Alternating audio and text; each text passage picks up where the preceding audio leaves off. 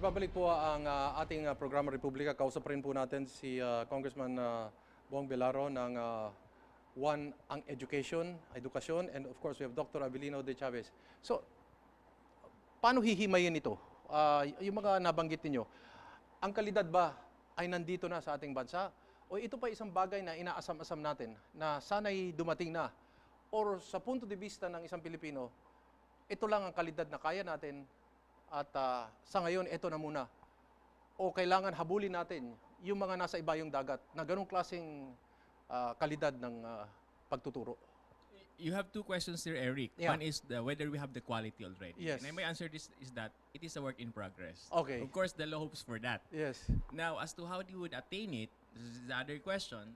Then, as I've said, the role of those who would craft the implementing rules and regulations is Very crucial. important. Yes. Because it really has to make sure that all these goals that I mentioned are harmonized and put into action. Okay.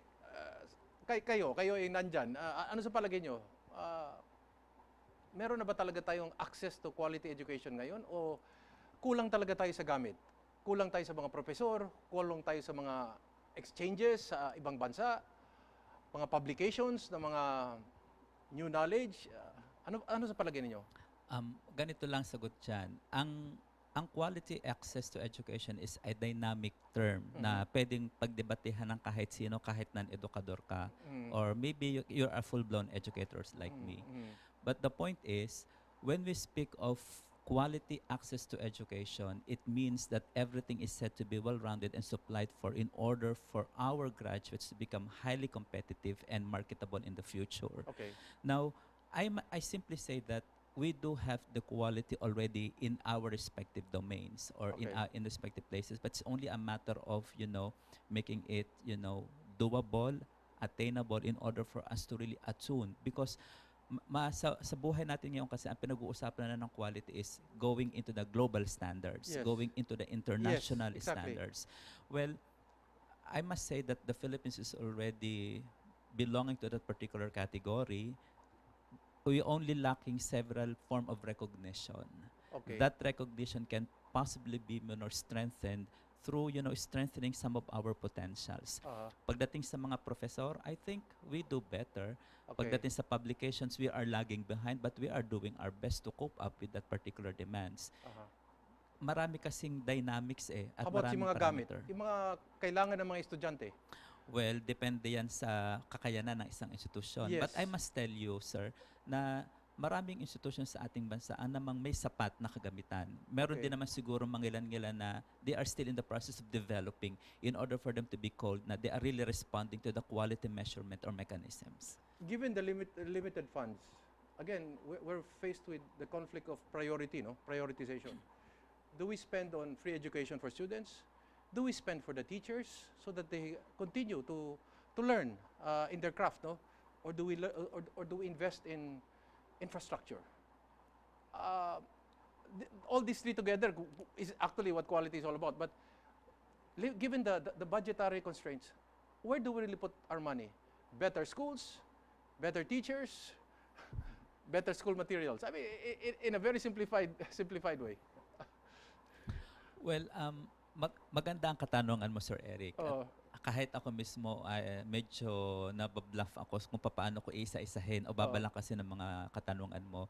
Pero pagdating sa mga siguro kalidad ng mga estudyante meron tayo ngayon, I must say na our students are ready to absorb those needed, information. Andyan yung potential. We have a lot of potentials, Yes. even we go beyond the Yes, yes. potentials. Pagdating sa mga guro, I think that's the time where our government need to be very serious on to Yes. really invest to develop human resources and capital. Oo. Because, well, just like in other modes of work, we really need to retool, re-engineer the competencies of our faculty in order for them to become updated.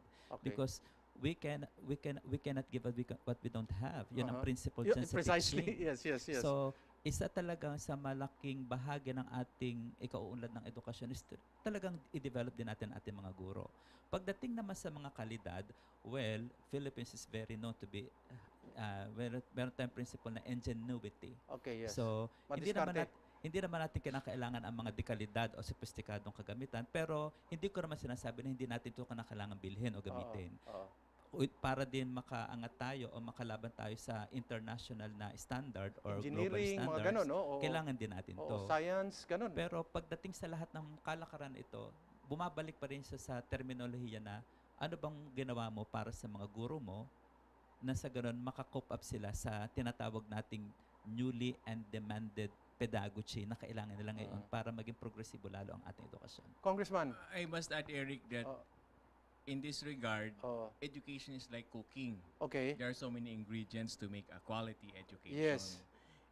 But unlike cooking, in which you could get the result in just an hour or two, Yes, yes. here the cooking takes a lifetime. Yes. In a short term, perhaps 4 years to see the results of college Yes, yes, education, yes.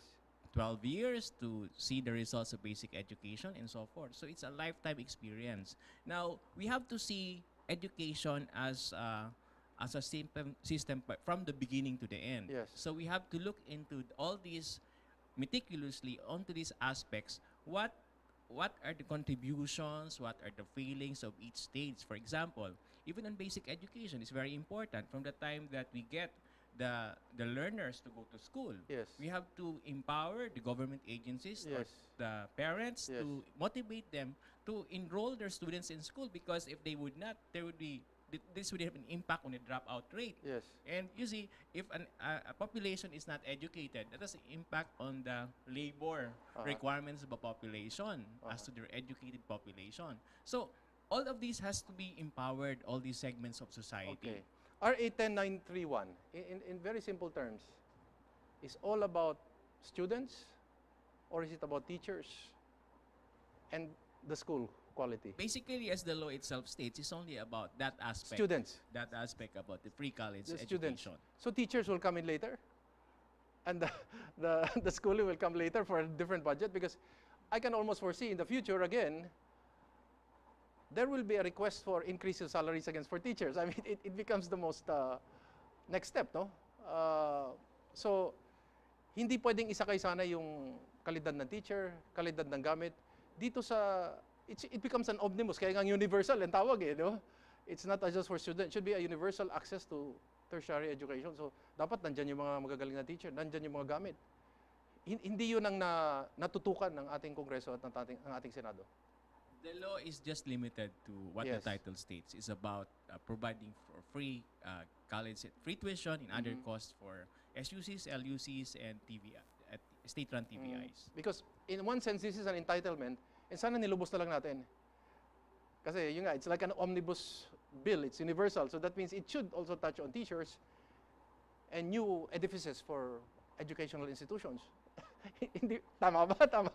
Kasi universal nga, di ba? Well, maganda naman po kasi yung layunin ng batas. In Oo fact, naman, yes, free yes. access to education. Yes. Primarily, uunahin muna natin ang estudyante. I understand the predicament why it is not created as a universal, considering also inclusive the massive training of teachers or any other things, because it requires huge budgetary requirements. And considering the fact that the Philippines is just a developing country, in fact, even up to this point, the government is still looking for the budget where those particular funds can be possibly be allocated. So it seems a matter of giving more time in order for that particular to be polished, and perhaps in the near future it will upgrade it to a certain levels, and perhaps we teachers like us will gonna be retooled into a much even more, so that we can also be given far quality service as what demanded for in the international, even in the global standards. So, you mentioned about budgeting. We're going to get this from the Department of Agrarian Reform, the OTR, Department of Information. Yung ba ang mga kukunan natin, yung mga unutilized funds to be able to appropriate for this new mandate of... Yes, Eric. But before I answer that, may I just backtrack on a certain point? Yeah. Because right now there are also a lot of initiatives in Congress for providing for teachers' welfare and upgrading their salaries, and I think that should be next. But for now, we are just happy that at least this dream of having a free college education bill has actually already materialized into a law, and no other Philippine president has done that. So, in a sense, educators could consider President Duterte as a revolutionary president because not only with free college education but free Wi-Fi. And as I've said before, if you combine the free college education, free Wi-Fi, that is a revolutionary impact on the way we do things in the education sector. But we have to be clear, this is not actually free education. Huh? Somebody's footing the bill for for this free education. Of course, that is free because it's being provided by the state. Yes. But it will be coming out from taxes from the Filipino people, basically. Just to be very brief about it. I mean, what I'm saying is there's no free lunch in this. Well, technically, there is state allocation for Yes, that yes, because yes. it's budget. Yes, That is why we have to put provision so that we realize the objectives of the law rather than just it will become an avenue for freeloaders and Yes, exactly. Because I think it's part of the psyche. You know, Filipino, when you say libre, they think it's really free. But it's more of an entitlement actually in that sense. So yung pera based on my notes is sa DICT mayroong 2.7 billion sa 2016, unused funds 2.7 billion sa 2017. Sa DAR you have about very big 6 billion sa 2015, and then 2016 5 billion sa DOTR, 2015 33 billion, 2016 30 billion unobligated. Is that where we're going to get the funding? Eric, there are many ways of killing a fly, so to speak. You can kill it with your hand, with a fly swatter, or with an atomic bomb. Now, the law provides for certain stages or certain features. One is there is a tuition program, free tuition and other costs. There's also a subsidy. There is also a loan program. What we can do is, if the funds are really short, then we could only implement one provision. So that because education does not happen overnight. Usually, if you send somebody to college, it's in a span of 4 years. Yes. So while other stakeholders are not yet ready to avail of this, for example, you still have to accredit certain schools. Yes. You have to make sure that they are ready to avail of this scheme. 40 pa lang sa CHED ang accredited yata. Ang nasa listahan ko, 40. Is that the correct figure? Because I believe as far as local universities and colleges, that is, I think, 17. 70 So- ba? 112 SUCs, 109 there are- LUCs, 40 accredited sa CHED. But with respect to SUCs, does not make any distinction. It is to be state colleges and universities. And the accreditation is not needed by CHED. We're going to pause for a few reminders.